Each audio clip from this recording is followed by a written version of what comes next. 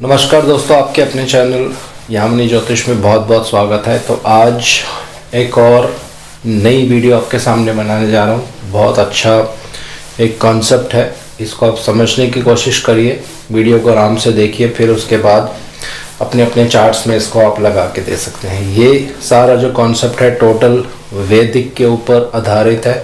इसमें गोचर से रिलेटेड कुछ चीज़ें मैं आपको बताने जा रहा हूँ। तो वीडियो आरंभ करने से पहले सबका बहुत बहुत धन्यवाद करना चाहता हूं जो लोग मेरा चैनल सब्सक्राइब कर रहे हैं, और मेरे सारे स्टूडेंट्स का जो लोग मेरे साथ क्लासेस ज्वाइन कर रहे हैं, और कुछ और नए स्टूडेंट्स भी अभी ऐड हो रहे हैं। तो नेक्स्ट वीक से एक नया बैच फिर से स्टार्ट होगा। तो जो लोग ज्वाइन करना चाहते हैं भृगुनंदी नाड़ी की क्लासेस, वो मुझे व्हाट्सअप कर सकते हैं।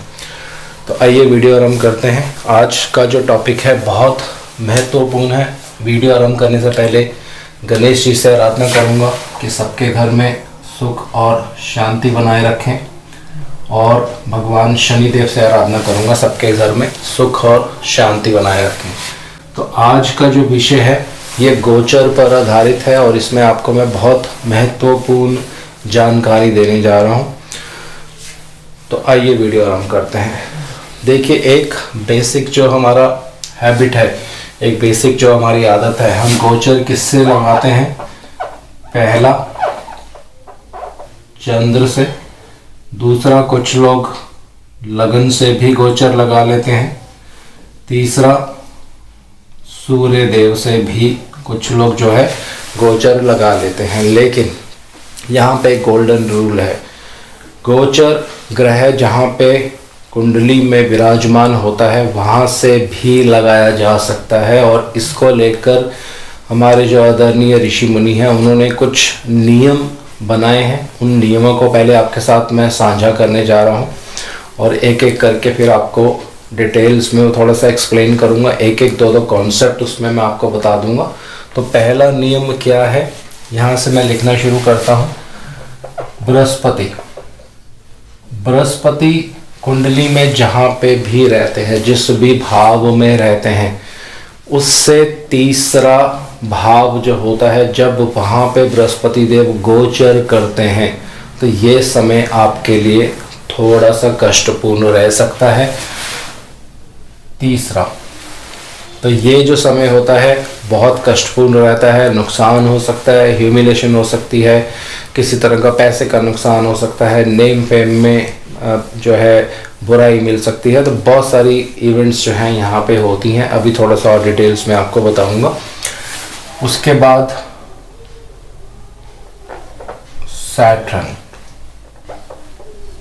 शनिदेव का पहला हाउस लिया जाता है। जहाँ पे भी कुंडली में शनिदेव होंगे उसके ऊपर से जब शनिदेव गोचर करते हैं तब वो प्रॉब्लम वाला टाइम होता है। खासकर जो भी आपकी कुंडली में शनिदेव की डिग्रीज होंगी, बिल्कुल एग्जैक्ट उसके ऊपर या उसके आसपास कुछ मिनट्स के आसपास जब शनिदेव गोचर में आ जाते हैं तो उस समय में प्रॉब्लम होता है। और जब वो डिग्रीज क्रॉस भी कर जाते हैं तब भी उस पीरियड में प्रॉब्लम होता है दोस्तों। तो ये आप नोट कर सकते हैं।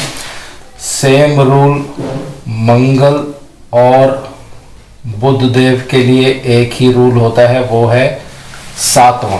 तो बुध देव और मंगल देव कहाँ पे खराबी करते हैं? जब गोचर करते हैं अपने से 7वें भाव में। जहाँ पे भी कुंडली में मंगल देव बुध देव बैठे होंगे अपने से 7th हाउस में जब वो गोचर करते हैं तो वो जो समय होता है खराब समय हो सकता है। और वो ज़्यादा खराब कब होगा अभी और मैं डिटेल्स में आपको बताऊंगा। इसके बाद चंद्रदेव अपने से 8th भाव में जब गोचर करते हैं तो खराब रिजल्ट देते हैं। और अब रह गए शुक्रदेव।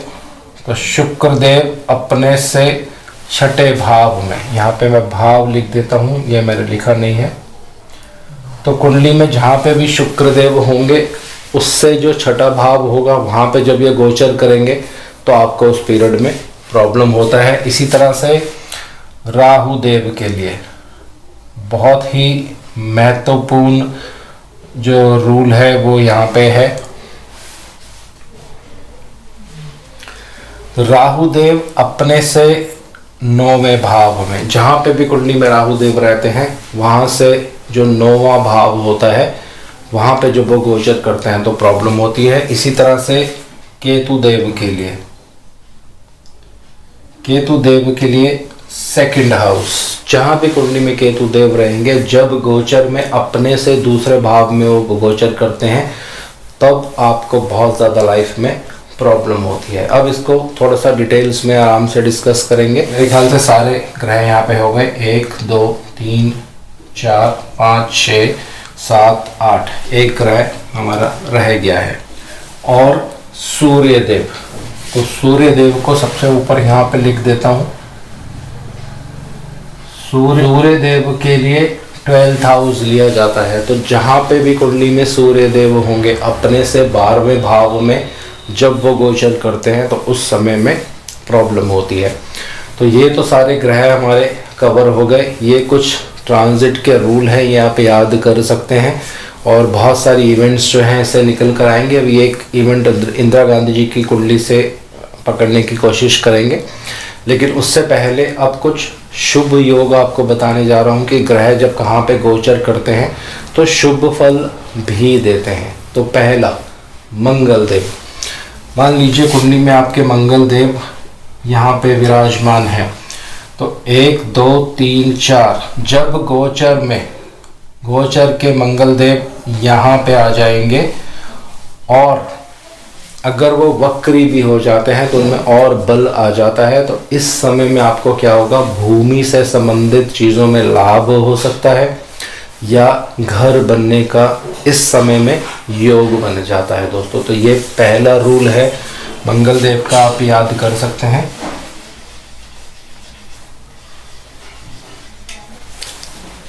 तो अब बात करते हैं बृहस्पति देव की।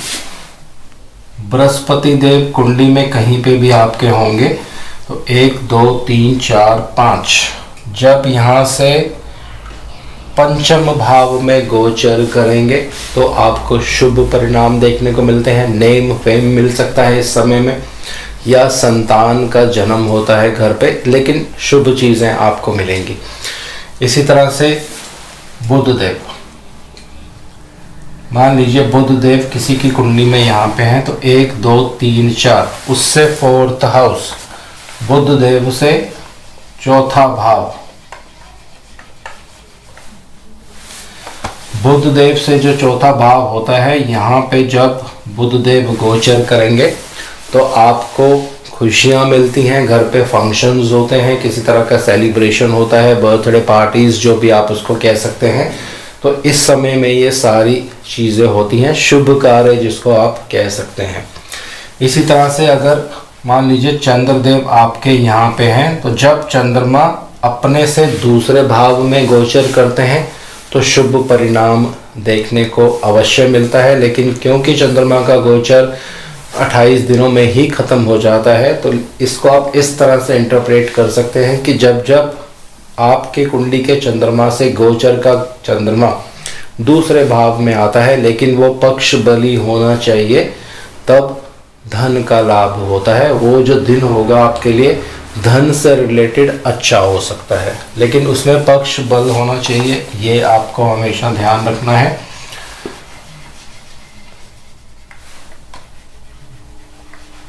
अब बात करते हैं सूर्य देव की। मान लीजिए आपकी कुंडली में सूर्य देव कहीं पे भी विराजमान है तो 1 2 3 4 5, उससे 5वें में जब सूर्य देव गोचर करेंगे तो आपको उस समय में शुभ परिणाम देखने को मिलता है। सूर्य देव बहुत ही एक अच्छे प्लैनेट हैं, लेकिन 30 दिन में ही उनका गोचर जो है बदल जाता है, तो उन दिनों में आपको अच्छे परिणाम देखने को मिल सकते हैं।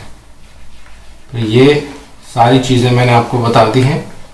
और अब शनि देव का रह गया है यहाँ पे। मान लीजिए किसी की कुंडली में शनि देव जो हैं यहाँ पे हैं, तो जहाँ पे भी कुंडली में शनि देव होंगे वहाँ से 9वां भाव आपको लेना है, वहाँ से 9th हाउस। जब शनि देव यहाँ पे गोचर करेंगे तो आपके भाग्य में वृद्धि करेंगे। बहुत से लोगों के मन में ये संशय आएगी कि शनि देव तो 9वें भाव में भाग्य में रुकावट पैदा करते हैं, ऐसा नहीं होता है। जहाँ शनिदेव बैठे हैं आपको वहाँ से देखना है, जहाँ चंद्रमा सूर्य या लग्न है वहाँ से नहीं देखना है।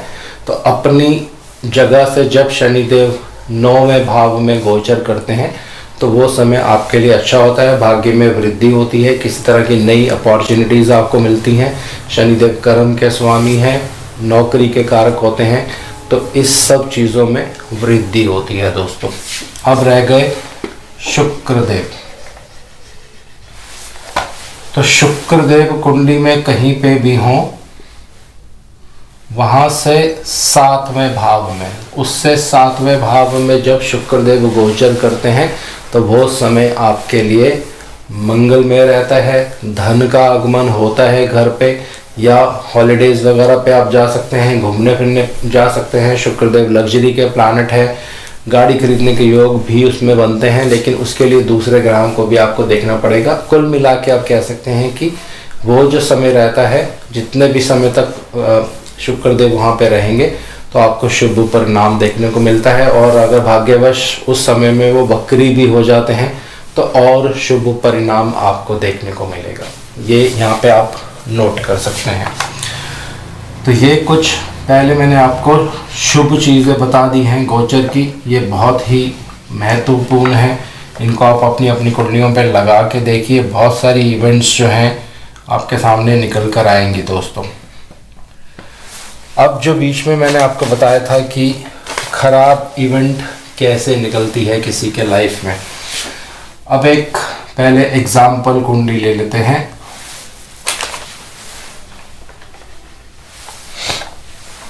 मान लीजिए बृहस्पति देव यहाँ पे 10 नंबर में है और जो उनका तीसरा भाव होता है यहाँ पे 12 नंबर आएगा, 1 2 3। जब बृहस्पति देव यहाँ पे गोचर करेंगे, जो रूल मैंने आपको पहले बताया था कि बृहस्पति देव जब अपने से तीसरे भाव में गोचर करते हैं, जहाँ भी कुंडली में बृहस्पति हैं वहाँ से तीसरे भाव में जब बृहस्पति देव गोचर कर रहे होते हैं तो ये जो समय होता है बहुत कष्टपूर्ण होता है। लेकिन इन कष्टों में और वृद्धि कब हो जाती है, जब यहाँ पर या तो शनिदेव गोचर करें, या केतुदेव, या राहुदेव। इन तीनों में से कोई भी ग्रह, अगर सिचुएशन ये बन जाए कि बृहस्पति देव मान लीजिए 10 नंबर में है, 12 नंबर में बृहस्पति देव गोचर करते हैं और उसी समय में अगर शनिदेव, केतुदेव, राहुदेव उनमें से कोई भी ग्रह बृहस्पति के ऊपर गोचर कर लेता है तो ये बहुत ही एक डिफ़िकल्ट टाइम आपकी लाइफ में हो सकता है दोस्तों। यहाँ पे मृत्यु तुल्य कष्ट भी देखा जाता है, या किसी तरह से बहुत ज़्यादा हेल्थ इश्यूज़ भी यहाँ पे हो जाते हैं। कुल मिला के आप ये कह सकते हैं कि ये जो समय होगा कष्टपूर्ण बीतता है दोस्तों। ये आपको हमेशा ध्यान रखना है और ये सेम रूल सारे ग्रहों के लिए एप्लीकेबल होगा।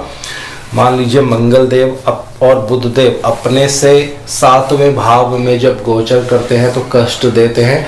तो अगर कुंडली में मंगल देव कहीं पे भी विराजमान है, मान लीजिए कुंडली में मंगल देव यहाँ पे विराजमान है तो उससे 7वें में, ये 7वां भाव हो गया, यहाँ से जब मंगल देव गोचर कर रहे होंगे और उसी समय में अगर शनिदेव, राहुदेव, केतुदेव इनके ऊपर से गोचर करेंगे तब ये मंगल देव बहुत ज़्यादा आपको कष्ट देने वाले हैं। और जहाँ जो भी मंगल देव की कुंडली में डिग्रीज होंगी उसी डिग्रीज के पास में जब शनिदेव, केतुदेव या राहुदेव आ जाएंगे तो कष्ट उस समय में सबसे ज़्यादा होता है दोस्तों। तो ये वैदिक का बहुत ही गोचर का महत्वपूर्ण नियम है जो आपको याद रखना है और इससे बहुत सारे फलित आप कर सकते हैं। तो एक उदाहरण यहाँ पे लेते हैं छोटा सा, इंदिरा गांधी जी की कुंडली का।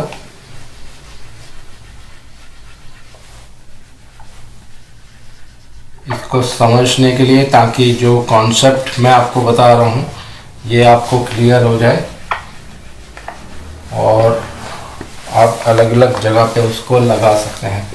इंदिरा गांधी जी की 4 नंबर कुंडली है।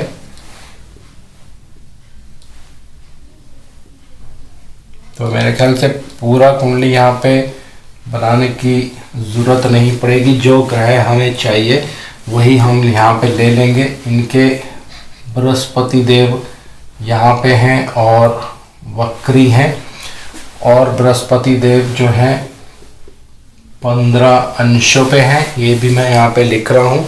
तो लगभग उस समय 18 नवंबर 1978 के आसपास बृहस्पति देव 4 नंबर में गोचर कर रहे थे। आप सॉफ्टवेयर्स में ये डेट पंच कर सकते हैं। हो सकता है किसी सॉफ्टवेयर में 1 या 2 दिन का फ़र्क होगा, लेकिन 18 नवंबर 1978 के बाद बहुत ही ख़राब समय जो है श्रीमती इंदिरा गांधी का देखा गया था। तो यहाँ दोनों रूल्स जो है पूरी तरह से एप्लीकेबल होते हैं। इस समय में गोचर के बृहस्पति देव कर्क राशि में थे, जो कुंडली के बृहस्पति देव से तीसरे भाव में आते हैं, जो पहला रूल है मैंने आपको यहाँ पे बताया था। और उसी समय में राहु देव भी सिंह राशि में गोचर कर रहे थे। तो कुंडली में, इंदिरा गांधी जी की कुंडली में राहु देव यहाँ पे हैं।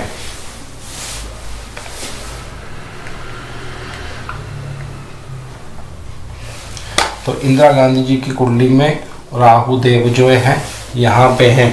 तो उस समय में इस 18 नवंबर 1978 की जब आप कुंडली बनाएंगे, या 1-2 दिन बाद की भी आप बना के देख सकते हैं, बृहस्पति देव कर्क राशि में थे और राहु देव जो है सिंह राशि में थे। जो रूल मैंने आपको यहाँ पे बताया है, राहु देव अपने से 9वें भाव में जब गोचर करते हैं तो बहुत ज़्यादा प्रॉब्लम होती है। तो देखिए 2 ग्रह दोनों एक साथ गोचर कर रहे थे, बृहस्पति देव अपने से तीसरे में, राहु देव अपने से 9वें में। तो ये जो समय था मेरे ख्याल से 18 नवंबर 1978 से लेकर कुछ 5-6 महीने अगले साल तक बहुत ही कष्टपूर्ण समय था उनके लिए। और अगर आपको ये इवेंट चेक करना है तो आप गूगल पे चेक कर सकते हैं। मेरे ख्याल से कुछ जेल वेल या इस तरह का कुछ इवेंट हुआ था। तो ये सिर्फ मैंने आपको उदाहरण एग्जाम्पल के लिए बता दिया है। इसी तरह से आपको हर कुंडली में ये चेक करना है कि ये इवेंट कब हो रहा है, कब गोचर में खराब मूवमेंट हो रही है, और उसी के हिसाब से फिर आप फलित जो है यहाँ पे कर सकते हैं दोस्तों। और इसी कुंडली में, इंदिरा गांधी जी की कुंडली में, जब शनिदेव के ऊपर शनिदेव ने गोचर किया था, वो भी समय आप निकाल सकते हैं। उस समय में भी बहुत ज़्यादा उनको दिक्कत परेशानी हुई थी। शायद वही एक समय था जब वो इलेक्शंस हार गई थी दोस्तों। तो जब बृहस्पति देव कर्क राशि में गोचर कर रहे थे तो 15 डिग्रीज पे थे, और जन्म कुंडली के बृहस्पति भी इनके 15 डिग्रीज पर ही थे। तो उसी समय में, एग्जैक्ट समय में जो है प्रॉब्लम निकल कर सामने आई थी। तो ये बहुत ही इम्पोर्टेंट कॉन्सेप्ट है गोचर के, इनको आराम से आप स्टडी करिए। बहुत महत्वपूर्ण कॉन्सेप्ट है। बहुत सी कुंडलियों पे ये अलग अलग रिजल्ट आपको लेकर आएंगे, अलग अलग रिजल्ट आपको दिखाएंगे। और मैं जल्दी से दोबारा से एक बार फिर से बता रहा हूँ, बृहस्पति अपने से तीसरे भाव में जब गोचर करते हैं, जहाँ बृहस्पति रहते हैं वहाँ से तीसरा भाव, जहाँ शनिदेव रहेंगे, शनिदेव के ऊपर ही जब शनिदेव गोचर करते हैं, मंगल देव और बुध देव अपने से 7वें भाव में जब गोचर करते हैं, चंद्रमा अपने से 8वें भाव में, शुक्र अपने से 6ठे भाव में, राहु देव अपने से 9वें भाव में, और केतु देव अपने से दूसरे भाव में जब गोचर करते हैं तो ये कष्टपूर्ण समय रहता है। और बृहस्पति जब कुंडली में जहाँ पे भी रहते हैं वहाँ से 5वें भाव में, और शुक्र देव अपने से 7वें भाव में, बुध देव अपने से 4थे भाव में, मंगल देव भी अपने से 4थे भाव में, चंद्रमा अपने से दूसरे भाव में, और सूर्य अपने से 5वें भाव में, शनिदेव अपने से 9वें भाव में शुभ प्रभाव जो है वो देते हैं दोस्तों। तो ये आप स्टडी करिए। तो शुभ प्रभाव देते हैं। उदाहरण इंदिरा गांधी जी की कुंडली से मैंने आपको बता दिया है। तो ये बहुत ही महत्वपूर्ण कॉन्सेप्ट है गोचर का। ये सिर्फ वैदिक में लगाया जाता है। जो लोग वैदिक ज्योतिष पढ़ते हैं तो इन नियमों को लगा के देखिए, बहुत अच्छे परिणाम आपको देखने को मिलेंगे। तो आज इस वीडियो को यहीं विराम दे रहा हूँ। अगली वीडियो में आपको एक और महत्वपूर्ण जानकारी दूंगा कि क्रूर राशियां कौन सी होती हैं, सौम्य राशियां कौन सी होती हैं, कैसे उसको निकाला जाता है और कब उसके ऊपर से जब ग्रह गोचर करता है तो क्या परिणाम जो है वो देखने को मिलते हैं। तो अगली वीडियोस में इसके बारे में कुछ जानकारी आपको दूंगा दोस्तों। जय शनिदेव।